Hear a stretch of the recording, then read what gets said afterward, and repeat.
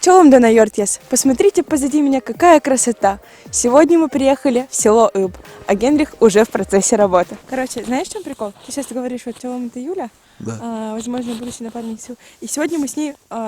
только не говори, что мы приехали в Иб, я уже рассказала об этом, что мы приехали. Чё вам дано, Артес? Знакомьтесь, это Юля, возможно, мой будущий напарник, вместе с которым мы будем снимать новые ролики для вас. И сегодня мы будем вам рассказывать историю Натальи Паутовой. Наталья Александровна долгое время искала свое призвание. Она была и медицинским работником, и занималась маркетингом, и даже мечтала стать зоологом. Однако оказалось, что смысл ее жизни состоит совершенно в другом – иметь свой свечной завод. Иб для меня это такое место, это первое место, откуда я не хочу никуда уезжать. И я хочу здесь жить. Это прямо мой дом, и дом вот этот, он прямо мой такой, и все здесь мое, и я не хочу никуда. А коми для вас что ассоциируется с чем? Вот коми сразу елки, я не знаю почему елки и вот и белый мох, да, вот потому что, видимо, в Печоре у нас же такие беломошники в основном там. Вообще коми это такое вот место, я считаю, для таких людей, которые не гонятся, которые вот не ищут этого темпа. Безумного, вот это когда некогда подумать. Мне кажется, здесь люди собираются и остаются те, кому вот вглубь, вот как раз в ту самую глубину. Потому что сколько вот у меня народу уезжает, мне прям хочется спросить, типа, ну и как лучше стало, но всегда ответ, да некогда, и даже поговорить об этом некогда. Самые у меня популярные свечи, чай, их называю я столовые. Или еще они у меня там как гладкие свечи идут. Просто по 10 штук я делаю. Форма такая не очень удобная, зато форма свечей очень востребованная. Вот этой пользоваться как бы постсоветской технологией. Ну, она оправдывается. Она не сложная, просто занудная. Надо всю ее раскрутить, всю почистить. Потом, значит, фитиль заправить, потом закрутить. Раскручивали, теперь мы ее закрутили, эту форму. Сейчас мы ее зальем. И остывать, да? Да, и она будет остывать. Сначала здесь будет остывать, потому что если сразу сейчас ее на холод вынести, она точно вся потрескается. Ну вот свечи потрескаются. Вот. А силикон можно сразу на холод выносить. Вот. Поэтому... Что чаще, силикон или воск используете? В смысле пластик? Да. Конечно, силикон. У меня вот одна такая осталась пластиковая форма, все.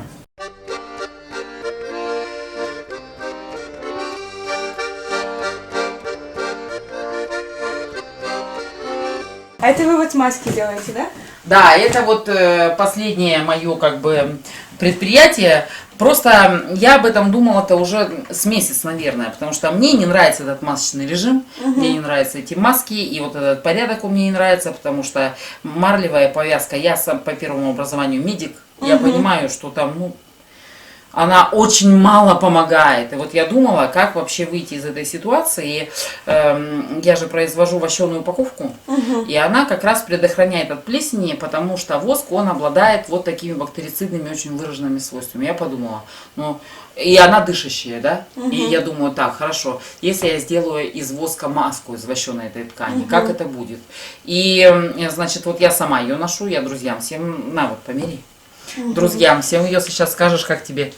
Вот одеваешь и сразу праздник, да? Запах такой. Да, одеваешь и сразу праздник. Хочется кушать. Очень вкусно. И почему-то всем идет. В принципе, одного раза в день вечером в прохладной воде сполоснуть достаточно. Утром она у тебя уже в прохладной, да, потому что если ты будешь теплой, воск будет вымываться быстро. Ее на 2 месяца хватить должно. Смотрите, на улице что творится. Это же просто вообще шикардос, там я не знаю.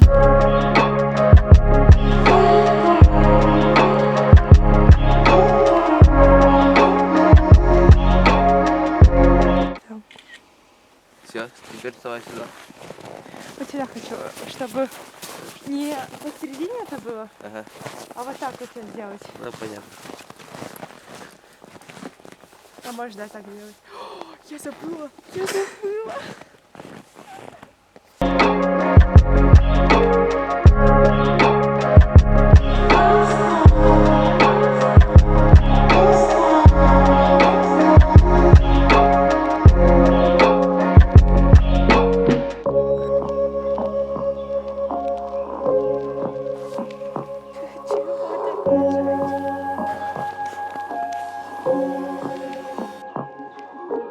Вот мы вчера разговаривали с подругой, да, она говорит, чем отличается красота от того, что нравится, да? Красота – это то, что принимает каждый.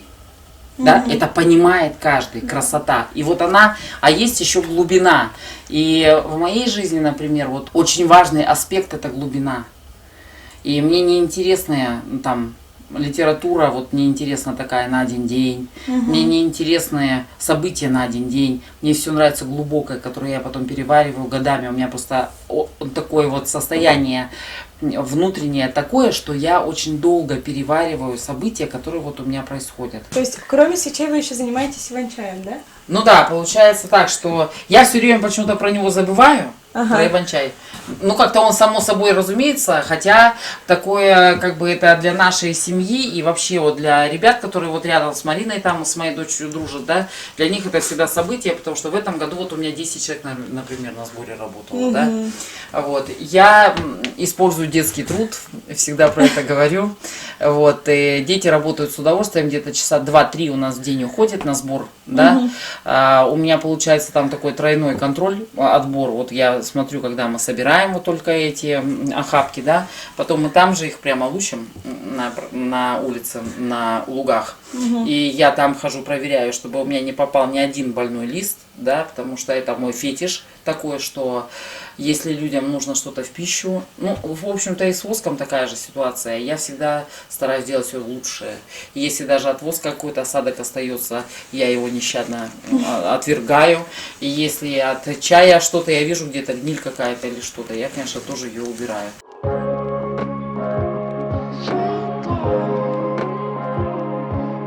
Сегодня у нас минус 11 градусов. Чтобы не заболеть, соберем шиповник, высушим и дома заварим чай.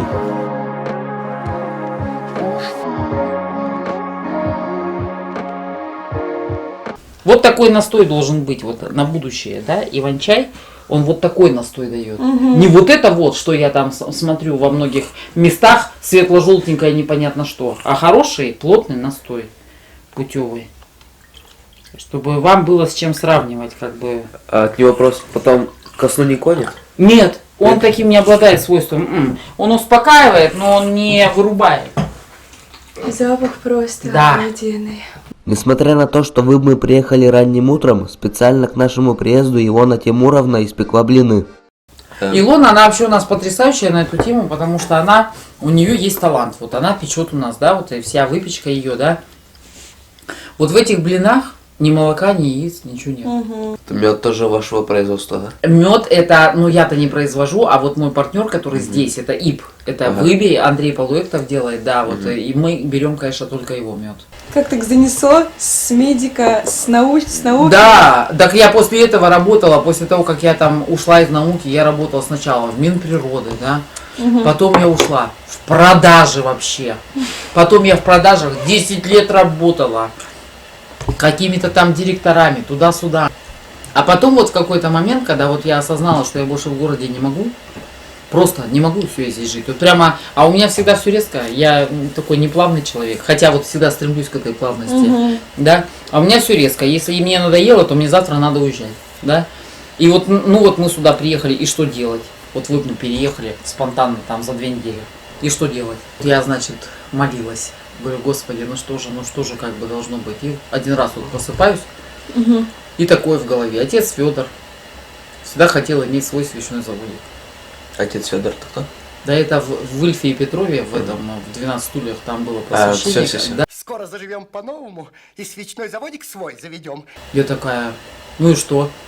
Что за фраза вообще, не понять. Вообще с чего? Я Ильфа и Петрова так не особо, скажем. А потом такая, это же стартап! Точно! И я начала думать, посчитала, и мне оказалось по силам. Село Лып состоит из нескольких деревень. Сейчас мы находимся в местечке Йоль. Здесь и живет наша героиня. Коми. Какое отношение внутри? Вот чувства какие проявляются? Дом. Я здесь люблю все. Зиму, осень, весну, лето, все. Все. У меня нету таких моментов. Вот некоторые говорят, сейчас осень, такое темно, ноябрь, депресняк. Какой депресняк? Какой депресняк? Такая красота, такое все, когда даже вот это даже слякоть, ну и что? Это все равно по-своему прекрасно, вот эта засыпающая природа. Вот такое вот на севере просто у нас как-то вот оно все плавно происходит. Мне это созвучно, потому что на югах вот это вот все бурно, все вот это, меня это утомляет. Я вообще в жизни в своей, да, жалею только об одном. Вот я это всегда говорю и всем говорю, что я в деревню переехала позже, чем я могла. И вот это, что такое вот это? Это я честно не знаю. А это сорга. А что такое сорга? Я понимаю, Веник, в принципе, да. веник, вот как бы, вот как Который может выглядеть готовится. сорга, да? То есть это обычные растения все. Ну, вот это самые такие. О, Боже, как они красивые. Да, вот. Мгм. Эти красота. Вот эти свечи, они и в мир, и в добрые люди. Вот про одежду так говорят, я про свечи так говорю. Это вот здесь у нас происходит на этом столе. Мы работаем, мы свечи здесь вот достаем из форм, мы их приводим в товарный вид, потому что где-то что-то надо, ну, когда-то там подрезать, где-то что-то подровнять. Здесь работаем вот с декоративными свечами. И сколько по времени, например, на такую? На такую это зависит от температуры воздуха за бортом. Потому что они же у меня застывают там, в коридоре. Если зима, то, конечно, уйдет там, ну, может, 1,5 часа. А летом это дольше гораздо. Смотрите, я тоже вот показывала, когда Генрих приезжал в прошлый раз с ребятам, вот тоже я хотела бы, чтобы ты снял. Про память материала. Да? У нас получилось так, что вот мы залили такие свечи, и у нас внутри попала вода. И у нас получилось, что вот здесь вот воск пустой, вот это вот только остов, да, а внутри воск сложился уж в воде, как уж ему подходит, да. Вот если мы на свет посмотрим, текстурка, соты. Да.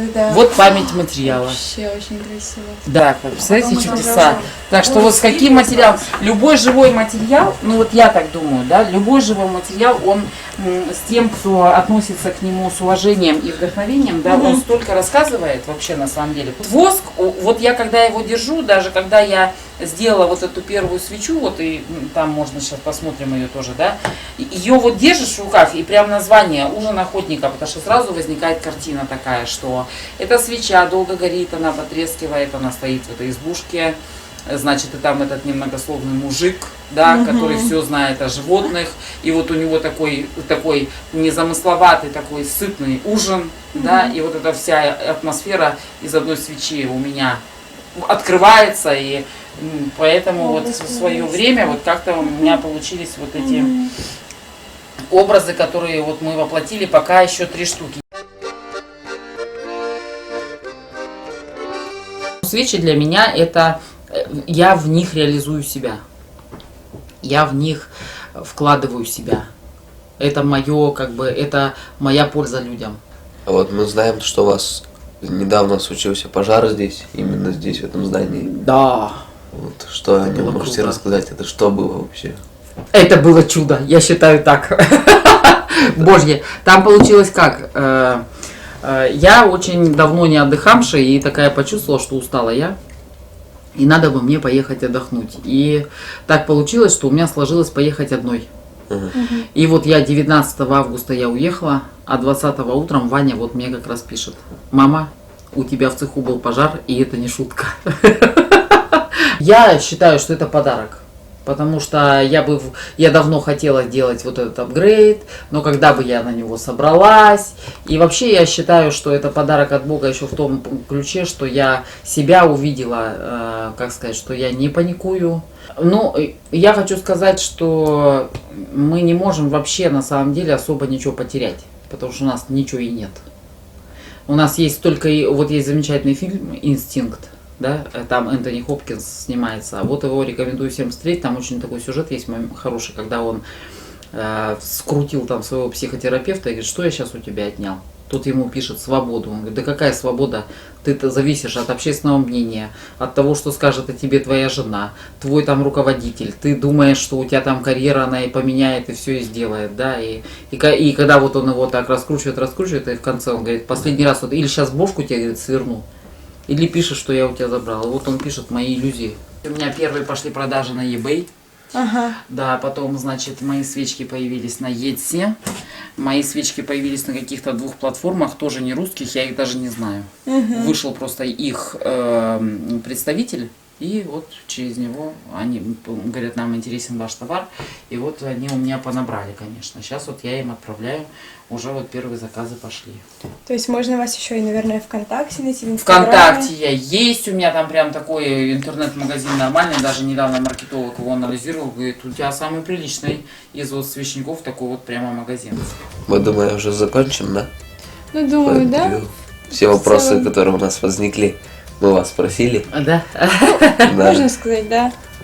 Хотели познакомиться с вами поближе, очень приятно было. Да. Вот, Здорово. спасибо за угощение. Да, Так пожалуйста. тепло приняли. Да, действительно. Не то чтобы просто беседа, это скорее... Вот вы говорите глубинность, и вы нас углубили просто. Сестры, братья, це ви читайте, це ви читайте, сестры, братья,